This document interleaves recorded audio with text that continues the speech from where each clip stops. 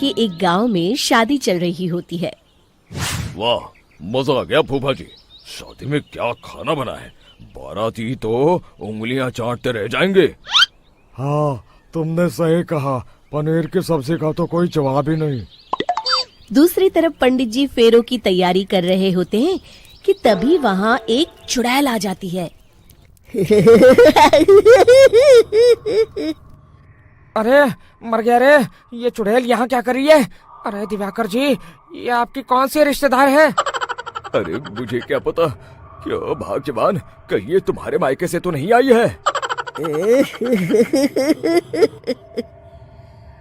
तुम लोगों की इस गांव में बारात लाने की हिम्मत कैसे हुई?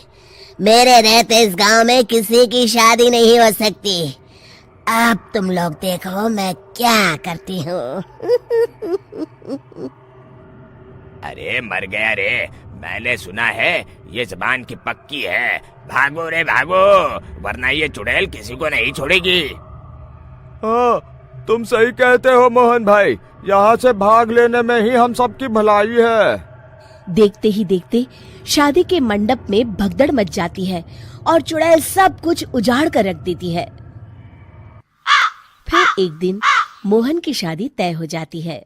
अरे भाई, अगले हफ्ते मेरी शादी तय हो गई है, लेकिन इस चुड़ैल की दहशत के मारे तो मेरे हाथ पैर कांप रहे हैं। अरे मोहन, तुम्हारा दिमाग तो खराब नहीं हो गया? तुम अपने साथ साथ हम सब गांव वालों को भी बलि का बकरा बनाना चाहते हो? उस चुड़ैल के रहते तुमने अपनी शादी के बारे में सोच भी कैसे लिया? देखो गोपाल, डर तो मुझे भी लग रहा है, लेकिन उस चुड़ैल के डर से मैं जिंदगी भर कुंवारा तो नहीं रह सकता। तभी वहाँ मोहन के होने वाले ससुर आ जाते हैं। अरे ससुर जी, आप? देखो, अब तक मैं तुम्हारा ससुर बना नहीं हूँ और शायद बनूंगा भी नहीं। ये आप क्या कह रहे हैं?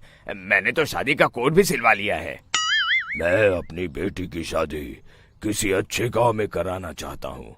तुम्हारा गांव तो भूतिया गांव है। मैं तो क्या, अब तो कोई भी अपनी लड़की इस गांव वालों को नहीं देगा। इस तरह चुड़ैल के डर से उस गांव में किसी की भी शादी नहीं हो पाती।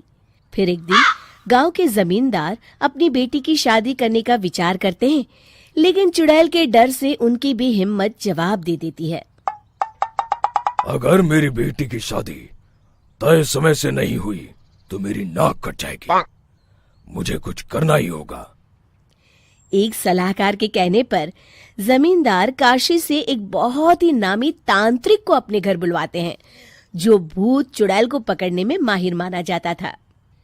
जमींदार साहब, आप चिंता मत करिए। की सीमा में प्रवेश करते ही मुझे उस चुड़ैल के बारे में सब पता चल गया था। आप उसे जल्दी से जल्दी कैद कर लीजिए ताकि मैं अपनी बेटी की शादी कर सकूं। जब वो चुड़ैल एक इंसान थी, तब ठीक उसकी शादी करने वाले दिन ही उसकी और उसके होने वाले पति की एक दुर्घटना में मौत हो गई थी। उसका होने वाला पति आज भी भूत बनकर जंगल में भटकता है। इसलिए जब तक चुड़ैल की शादी नहीं हो जाएगी, वो किसी और की भी शादी नहीं होने देगी। ये आप क्या कह रहे हैं? अगर वो भूत भी हमारे गांव में आ गया तब हमारा क्या होगा? ये आदमी बीच में बहुत बोलता है, इसे बाहर निकालो।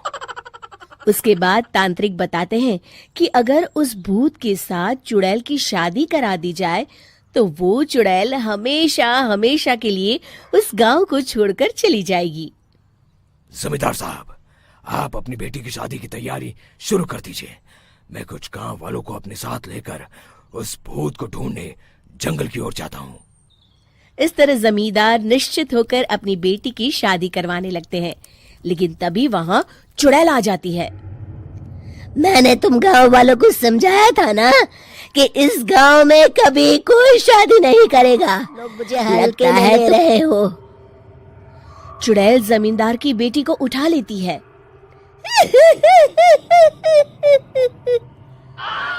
अब देखती हूँ बिना दुल्हन के तुम लोग शादी कैसे करोगे। मैं इसे अपने साथ ले जा रही हूँ। छोड़ मुझे, पिताजी, मुझे बचाइए। अरे कोई मेरी बेटी को बचाओ। तभी तांत्रिक उस भूत को लेकर वहां पहुंचता है। अरे भाग्यवान, रुको, इन मासूमों को परेशान मत करो, तुम मेरे साथ चलो, आ गया हूँ। चुड़ैल बहुत खुश हो जाती है। आप आ गए, चलिए अब हम मंदिर में चलकर शादी कर लेते हैं। अरे अरे अरे अरे, ये क्या कह रही हो? मंदिर में जाके दोबारा मरना है क्या? चलो, आज से हम जंगल में रहेंगे। चुड़ैल चली गई, अब मेरी शादी हो जाएगी।